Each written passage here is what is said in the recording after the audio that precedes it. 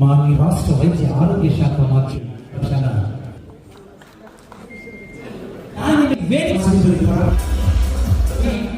గౌరవనీయ శాసనసభ్యులు వరదరాజు రావాల్సిన వెయిట్ చేద్దాం.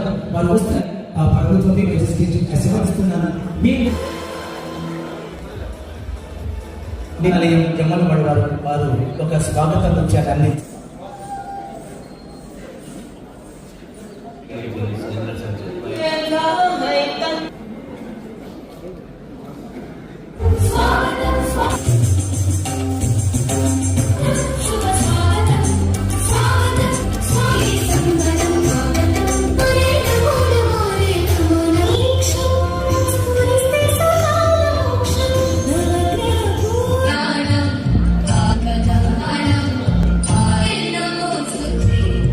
ఒక్క నిమిషం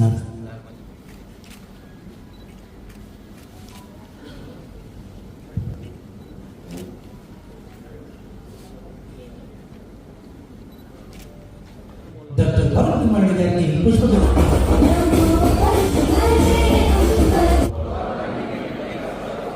అదే డాక్టర్స్ డే మనకు ఇచ్చే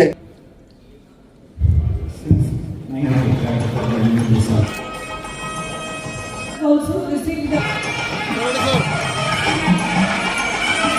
for 30 years of his legacy by making his Sarah Health Minister.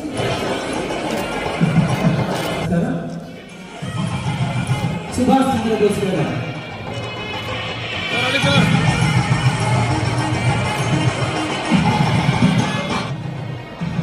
Gynaec association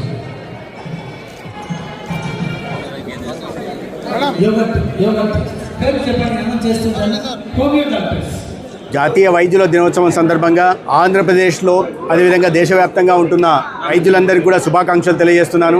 వైద్య వృత్తి చాలా పవిత్రమైన వృత్తి.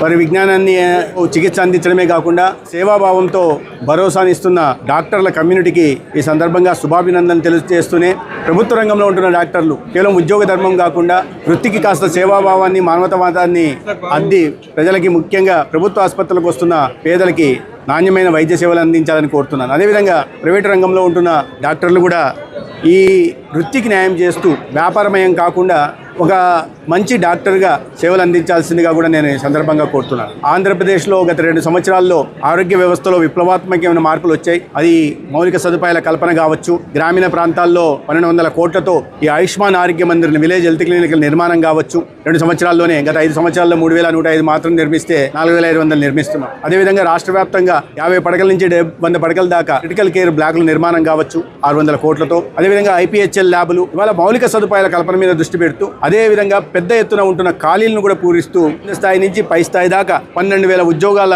కల్పన కూడా వైద్య విద్య రంగంలో గత 2 సంవత్సరాల్లో అందించడం జరిగింది. అదేవిధంగా ఒక పారదర్శకతకి పెద్దపీట వేస్తూ ట్రాన్స్ఫర్ల విషయంలో కానీ లేదా నియామకాల విషయంలో కానీ ఎటువంటి అవకతవకలు అవినీతి అవకాశం లేకుండా వాళ్ళ చంద్రబాబు నాయుడు గారి నాయకత్వంలో ముఖ్యమంత్రి గారి నాయకత్వంలో పాలన రాష్ట్రంలో కొనసాగుతూ ఉంది.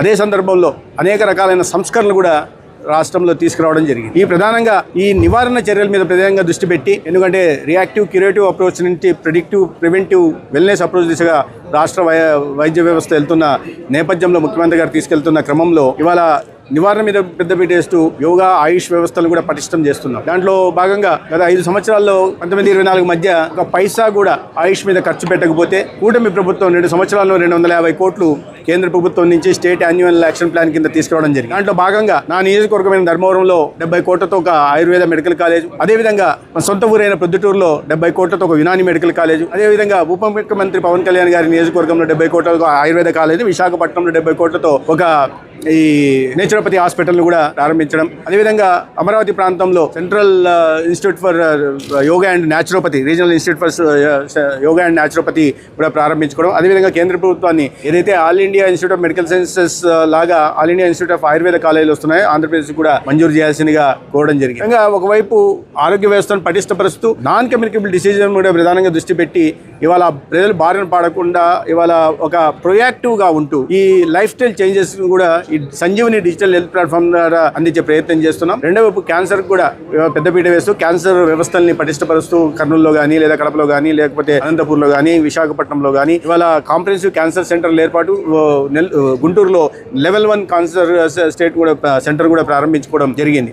వీటిని ప్రధానంగా దృష్టి పెట్టి సమాజంలో ఉంటున్న వ్యక్తులు ఎవరైతే ఈ నాన్ కమ్యూనికబుల్ డిసీజెస్తో బాధపడుతున్నారో వారిని గుర్తించి వారి డిసీజ్ ప్రొఫైల్ తయారు చేసి దానికి అనుగుణంగా వారికి నాణ్యమైన వైద్య సేవల్ని అందించే దిశగా, అదేవిధంగా నివారణ చర్యలు తీసుకునే దిశగా కూడా ఇవాళ రాష్ట్రంలో ముఖ్యమంత్రి చంద్రబాబు నాయుడు గారి నాయకత్వంలో కూటమి ప్రభుత్వం పనిచేస్తాం.